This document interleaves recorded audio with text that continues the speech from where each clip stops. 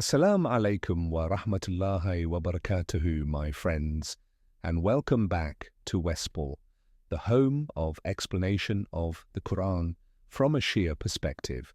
I use two different explanations. One is done by Al-Mizan, while the other is done by Ayatollah Puya Yazdi. If you are new to this channel, please consider subscribing to my channel in order to support my work in bringing to you the Qur'an. Also consider sharing this with anyone who might benefit from it, be they Sunni, Shia, or non-Muslim. Thank you, and let's start. Bismillahir-Rahmanir-Rahim. In the name of Allah, the All-Merciful, the Ever-Merciful. This surah was revealed in Mecca and consists of 6 verses. It orders the Prophet to publicly dissociate himself from the disbelievers' religion and to foretell that they will never embrace his. Therefore, neither will his religion spill over to them, nor will their religion spill over to him. He will never worship what they worship, and they will never worship what he worships. Hence, they should despair of any compromise or remission from the Prophet. Exegetes differ over whether the chapter was revealed in Mecca or Medina, but its theme matches the Meccan chapters. First verse. قُلْ يَا أَيُّهَا الْكَافِرُونَ. Say, O disbelievers, Al-Kāfirūn. Apparently, the definite article al-sti in Al-Kāfirūn, not translated in the English, refers to a specific and known group of disbelievers, not to all disbelievers. This can be confirmed by the subsequent verses, where the Prophet is ordered to declare to them his dissociation from their religion and their rejection of his. Second verse. لَا أَعْبُدُ مَا تَعْبُدُونَ. I will not serve what you serve, tabuduna. From this verse on, the surah consists of the script given to the Prophet. What you serve refers to the idols that they used to worship. I will not serve. This is in the future tense because the negative particle not negates the future, just as the negative particle not negates the present. The meaning is, I shall never worship the idols that you are worshipping today. Third verse. وَلَا أَنْتُمْ عَابِدُونَ مَا أَعْبُدُ. And you will not serve what I serve. This is also in the future tense. That is, the verse forecasts that the disbelievers in question will never enter the monotheistic religion in future. Adding the command. Say at the beginning of the surah to these 2 verses, the meaning is, God has ordered me to continue serving him forever, and to foretell to you that you will never worship him. Therefore it is not ever possible to find a common religious ground between us.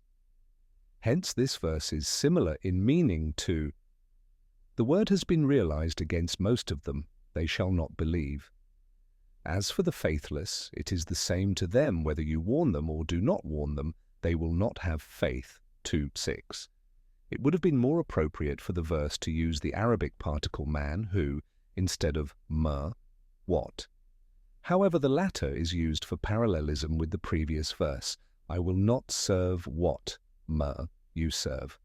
4th and 5th verse. وَلَا أَنَا عَابِدٌ مَا عَبَدتُّمْ وَلَا أَنْتُمْ عَابِدُونَ مَا أَعْبُدُ. And I will not be a servant of what you have served, and you will not serve what I serve. The content of the previous 2 sentences is repeated for emphasis. A similar repetition is seen in these verses. Nay, you will come to know. Again, nay, you will come to know. Perish he the way he appraised. Again, perish he the way he appraised. Some have said the particle in these 2 verses serves to turn the verb that follows it into a verbal noun, called masdariya. The meaning would be, and I will not be a servant of your service, and you will not serve my service. Hence, the 4 verses together say, we have nothing in common, neither in the object that we serve, nor in the manner of our practice. 109, 4-5. That is because my object of devotion is God, while yours is the idols. And my way of service is what God has ordained for me, while your way of service is what you have invented out of ignorance and false ascription to God. Accordingly, these two verses are not repeated merely for emphasis. However, this interpretation is far from what springs to the mind from the verses. In our examination of narrations, we shall present another explanation for the repetition in these verses, which is quite subtle. Last verse. لكم دينكم ولي دين. To you be, lakum, your religion, and to me, li, my religion, din.